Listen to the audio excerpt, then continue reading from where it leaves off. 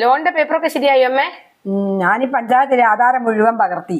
ഒന്നും ചെയ്തുകൊണ്ടിരുമ്പോൾ പറയോ ഇനി വേണമെന്ന്. എത്ര കാലായി മോളെ ഞാൻ ലോണിന് നടക്കുന്നത്. ജാമ്പുവാന്റെ കാലത്തുള്ള ആധാരം മുഴുവൻ ഞാൻ ഇവിടെ കൊണ്ടുവന്നിക്കുന്നുണ്ട്.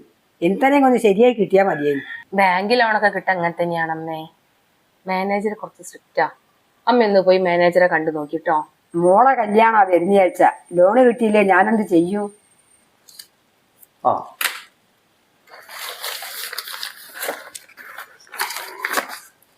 ഞാൻ എഴുതി തന്ന നമ്പറിലുള്ള ആധാരങ്ങളെല്ലാം പകർത്തിയിട്ടുണ്ടല്ലോ അല്ലേ?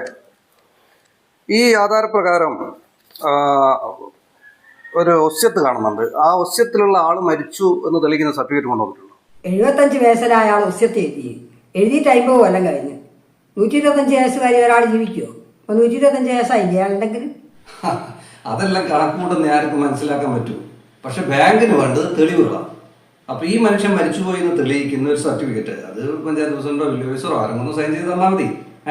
അപ്പൊ ആ പേപ്പറും ഞാൻ പറഞ്ഞു തന്ന എഴുതി തന്ന മുന്നാധാര അടിയാധാരത്തിന്റെ ഒക്കെ കോപ്പികളായിട്ട് വന്നിട്ട് നമുക്ക് ലോണിന്റെ കാര്യം പരിഗണിക്കാം കേട്ടോ. മുന്നാധാരോ അടിയാധാരായിട്ട് എനിക്ക് ആകെ ഒന്നേ തരാനുള്ളൂ. അതിന്റെ ബേക്കോട്ടൊന്നുമില്ല. അതെന്ത് സാധനം? ഇത് പരശുരാമൻ എറിഞ്ഞ മഴുവ. ഇതുവരെയുള്ള പേപ്പർ മുഴുവൻ ഞാൻ നിങ്ങൾക്ക് കൂടെ പതിക്കുന്നുണ്ട്.